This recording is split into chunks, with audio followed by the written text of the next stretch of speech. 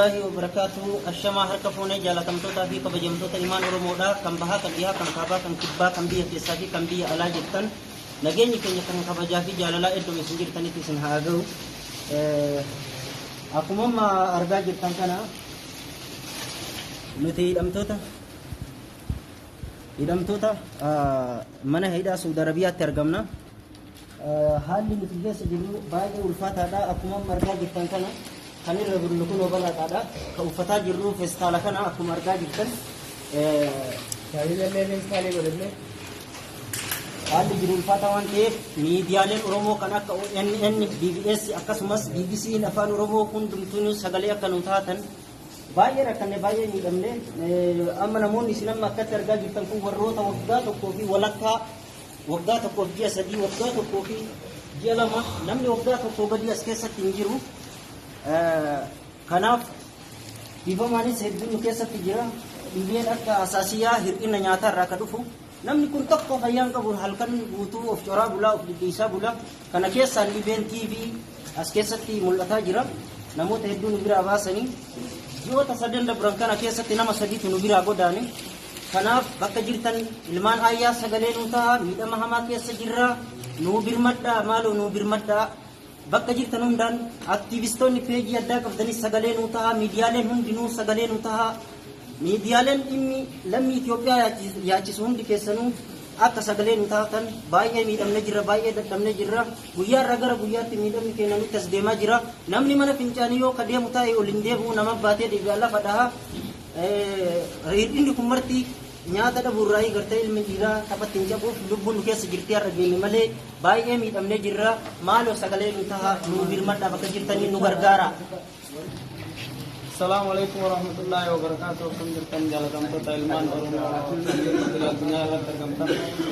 Wantoonni mana kana keessatti argitan guutuun isaanii hidhamtoota Saudi Arabiyaa keessatti argamanii kanneen waggaa tokkoof ji'a sadii oliiti malee warra itti gadiitii miti. Hawaasni kun guutuun sababni asitti miidhamaa jiruuf tokko hin jiru badii tokko malee mana hidhaa kana keessatti dararamaa jira. Nyaata dhugaatii gahaan argatu dhibee cittoo namni wallaalee hin jiru kan hanqina nyaataa irraa dhufu. Amma dhukkubni TV sababa qorraa irraa kan dhufu namoonni hedduu as keessatti nu harkaa dhibamanii kan nu bira dhumanis hedduu jira. Haa ta'u akka sagalee nu taatan barbaanne uummanni Oromoo bal'aan gama nyaataatti yoo deebine saanii tana takkitti nama 4-5 gaafa nama 6 waliin argannu jira. Uummanni Oromoo bakka argitanitti viidiyoo kana sheer godhuun akka addunyaatti nu dhageessiftan isiniin jenna. Baay'ee miidhama hamaa keessa jirra. Waggaa tokkoo fi ji'a sadii jechuun baay'ee ulfaataadha. Badii tokko malee murtee tokko malee hidhaan dararamaa jirra. Uummata kana guutuu isaa kun amma dhaabatu kun bakka rafu hin qabu. Kun halkan rafee guyyaa kun taa'ee wal jala akkasitti jiraachaa jirra. Nama 230 ol mana tokko keessatti dararamaa jirra jechuudha. Tara wal jala kaane kasanuu saala hin qabne saala shuggaa alaa nutti dhufanii aga xiqqoo sana keessatti nu qixaataa jiran jechuudha. Baay'inni keenya qorraa warra miidhame dhibamtoota harka guddaan keessatti argitan kun dhibamtoota harki duuba kana jiru kun guutuun warra dhibamee ciisu jechuudha. Kan uffatu zubaalaa akka irra ciisu kun ciisa zubaalaa gurraacha kana kan namni uffatu kan irra ciisan immoo balaataa kanaa jechuudha. Waggaa tokkoof ji'a sadii balaataa kanarra ilmi namaa ciisee qaamni isaa fayyaa ni argata jedhee hin amanuu. Kanaaf adaraa uummanni Oromoo bal'aan akka sagalee nuuf taatan isin gaafanna. Assalamu alaikum warahmatullahi wabarakatuh. Assalamu alaikum warahmatullahi wabarakatuh. Oroto akkanatti kun maniidhaa Saudi Arabiyaa keessatti maniidhaa Saudi Arabiyaa keessatti akkanatti jirra. Kunoo nama 280 mana tokko keessatti kanatti hidhaa jirra. Bootaan nuti rafnus asuma bootaan nuti udaannus itti fincaannus asuma akkanatti nu harkaa isiniin jaa. Kanarratti obboleeyyan koo warroottan viidiyoo tana sheer laayik gootan akka tiiktookii fi kana keessatti tiiktookiin waan askaraan shurxaadhaan yookiin waraanaan marfamtee jirtuuf akkasitti fuula feesbuukii fi fuula miidiyaa irratti akka nu hojjetan obboleeyyan kiyya kanaan isiniin jaa akkanatti ogeessa akka nama kana naaf laala.